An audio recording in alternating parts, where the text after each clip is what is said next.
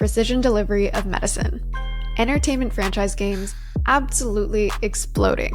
Small modular reactors and the nuclear renaissance, plus AI moving into very complex workflows. Now, these were just a few of the major tech innovations that partners at A16Z predicted last year. And our partners are back, and we just dropped our list of over 40 plus big ideas for 2024, a compilation of critical advancements across all our verticals, from smart energy grids to crime-detecting computer vision, to democratizing miracle drugs like GLP-1s, or even AI moving from black box to clear box. You can find the full list of 40 plus builder-worthy pursuits at a16z.com/bigideas2024, or you can click the link in our description below. But on deck today, you will hear directly from one of our partners as we dive even more deeply into their big idea. What's the why now? What opportunities and what challenges are on the horizon? And how can you get involved? Let's dive in. As a reminder, the content here is for informational purposes only, should not be taken as legal, business, tax, or investment advice, or be used to evaluate any investment or security, and is not directed at any investors or potential investors in any A16Z fund. Please note that A16Z and its affiliates may also maintain investments in the companies discussed in this podcast. For more details, including a link to our investments, please see a16z.com/disclosures. I'm Robin. I'm on the A16Z Games team, and my big idea for the year is on anime. So anime is a uniquely accessible art style for both kids and adults. The medium allows for many different story archetypes and player profiles. There are adventure components, romance hooks, social loops, many other things within anime games that lead to deep player engagement. We're excited because things like Genshin set the new standard for a fully cross-platform performant game across multiple device types, GPUs, and frameworks. And there are now many passionate developers that are building new experiences for players everywhere. And so we believe that anime will be a medium that transcends both different games, genres, art styles, and we're excited to invest across that ecosystem. And we see this in the data too, where anime has become one of the highest grossing genres in the ecosystem when calculated by average revenue per user or ARPUs. For instance, Mihoyo generated over $3.8 billion from releases like Genshin Impact and Honkai Star Rail in 2022. And earlier this year, Nintendo launched Zelda Tears of the Kingdom, which is on track to be one of the highest grossing games this year. And in 2024, I expect anime's momentum to continue forward too. All right, so Robin, I love this big idea. And I'm sure many of our listeners are familiar with anime, but for those who aren't, or just to set a foundation, what actually constitutes anime, and maybe how does it differ from other formats like manga or webtoons? Yeah, so I think anime is unique because it started from Japanese comics, right? And so it's defined by a few different types of art styles. So one is solid outlines, exaggerated features, blocked out colors and textures and lines. Things like enlarged lines and enlarged eyes and so forth. It's a little bit different than webtoons because webtoons originates from Korea. And so there's slight artistic differences, such as webtoons tend to be a little bit more pastel and shaded. They also tend to have like more rounded shapes instead of like the hard lines like anime.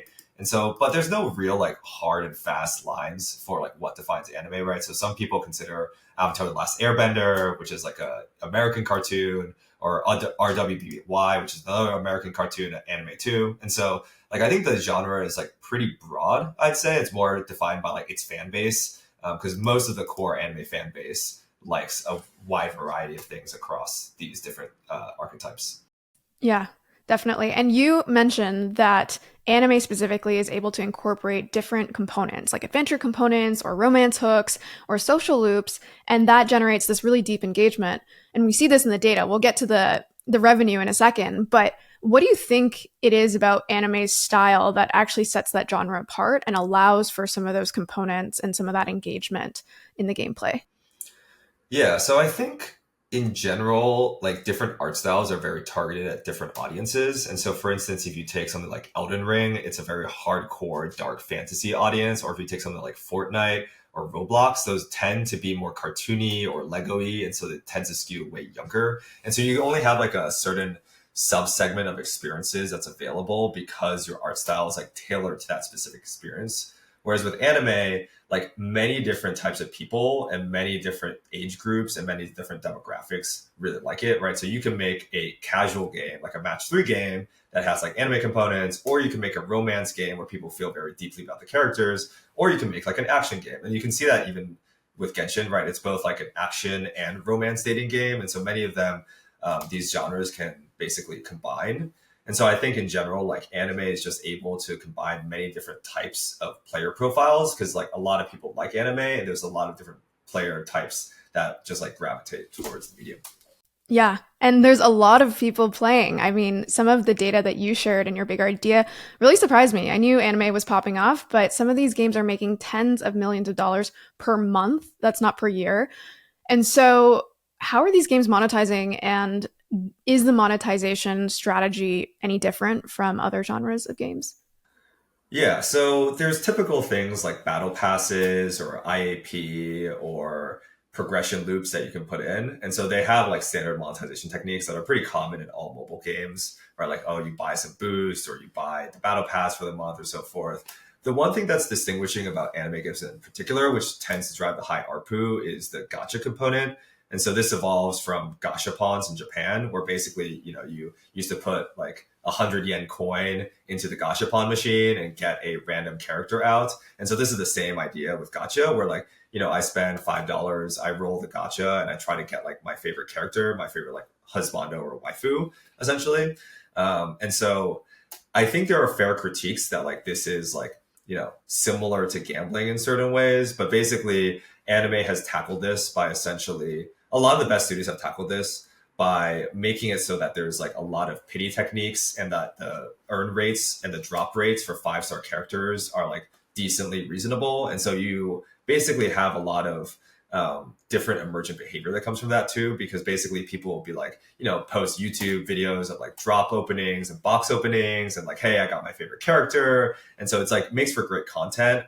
Plus it allows for people to have like very high spend depth in the game. And so that's why you see like ARPUs as high as like 30, 40, $50. Whereas like some other games, the ARPU might be more in the like $10 to $20 range. So it's like, you know, 3x for, you know, potentially 2 to 3x what like a regular game makes. Right, right. And just to clarify, gacha is like those almost like vending machines in Japan where you like insert money and then you get those like round Yeah. balls with something in it. Okay, just wanted Yeah. to clarify that for anyone who wasn't familiar.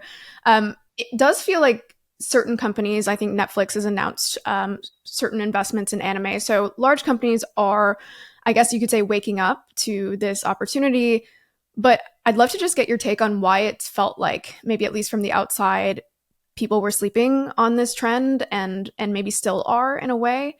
Do you think that'll change? And what do you think maybe has not has not been capitalized on by the masses yet?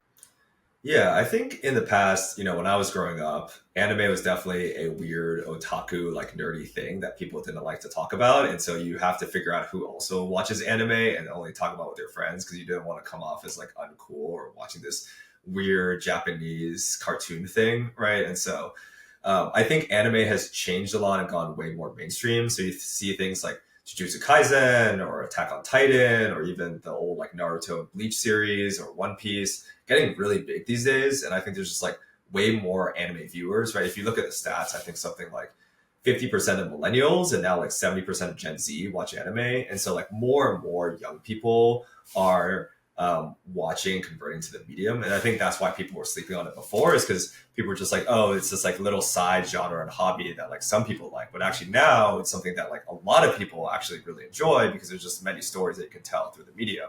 And then the other thing I think people didn't realize is like the fan base kind of keeps to itself. And so like anime fans are extremely, extremely passionate. And you can just like look up the numbers of like how much anime fans spend on like figurines and merch and games and Mm-hmm. so forth.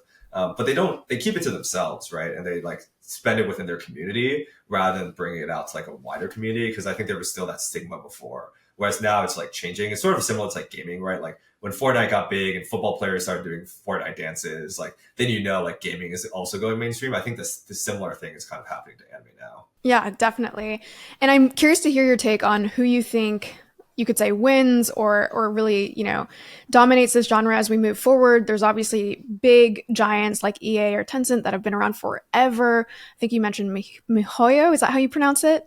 Yep, Mihoyo. Mihoyo, which has been around since 2011, so a little newer, but still around for a decade or so. But then I assume there's still room for new developers.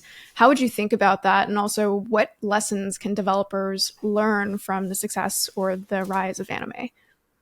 Yeah, I think one, it's important to be a devout follower of the medium to be successful. And so I think one of the reasons Mihoyo was so successful is their tagline is literally "Otaku save the world." And so it's just it was started by a bunch of college kids who are just super passionate about the medium. And they're very specific things about the genre that you have to get right, such as like, I think Mihoyo really gets right, like the specific character design of a lot of its characters. It gets right a lot of the like archetypes of like, oh, this is a tsundere, this is a, little sister type of character. Like there's a lot of like archetypes that you have to get right to make sure that you're like doing right by the genre essentially and doing right by its fan base. And so I think Mihoyo was super successful at that. And then they also built up its capabilities over time, right? So some of the first Honkai games, did progressively better, but nothing at like billion-dollar scale. And eventually they built up the tech and capabilities to build Genshin, which is now at billion-dollar scale, but took like several $100 million to make.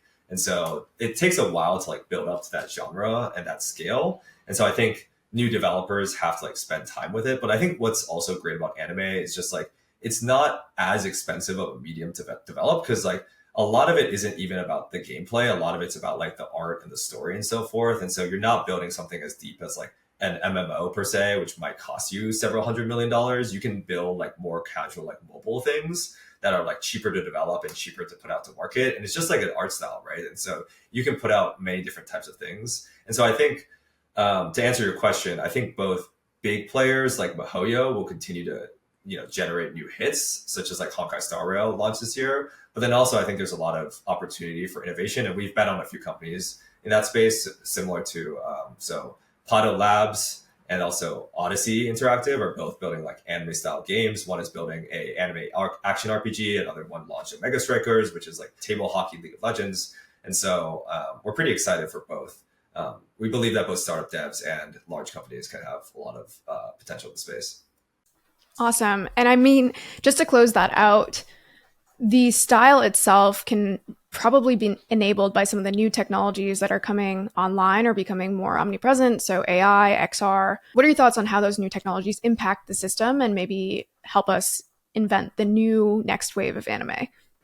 Yeah, I think AI is definitely an obvious one for anime because it's a 2D art style and it's a very known art style. And so the AI is very coherent and can generate very good like assets for the medium. And so you can look at things like Niji Journey, which is a fork of Midjourney and probably the most common anime 2D art asset generation right now. And so I'm pretty sure that like, many people will be generating both like mods and fan art, but also people will be using this in a production setting to get anime games out for cheaper and getting them out at like very high quality. So I think that will definitely happen for sure. On XR, I mean, you can look at the success of like Pokemon Go, for instance. I think XR is like an interesting new medium, and we'll have to see what kind of games come out of the medium. But, for large brands such as like Pokemon, then I think it's like a very innovative use case for like, hey, like we go out in the wild, we collect Pokemon anywhere. And it's just like living your core fantasy that you had when you were a child. I don't think XR will necessarily, like, I'm not sure exactly what will come of XR because like, we don't know what we don't know. And I'm sure people will come up with way more inventive things than I can come up with. So I'm just excited to see like how the platform develops and see what kind of new devs make like cool new game loops on the platform. All right, I hope you enjoyed this big idea. We do have a lot more on the way, including a new age of maritime exploration that takes advantage of AI and computer vision, plus AI first games that never end, and whether voice first apps may finally be having their moment. By the way, if you want to see our full list of 40 plus big ideas today, you can head on over to a16z.com/bigideas2024. It's time to build.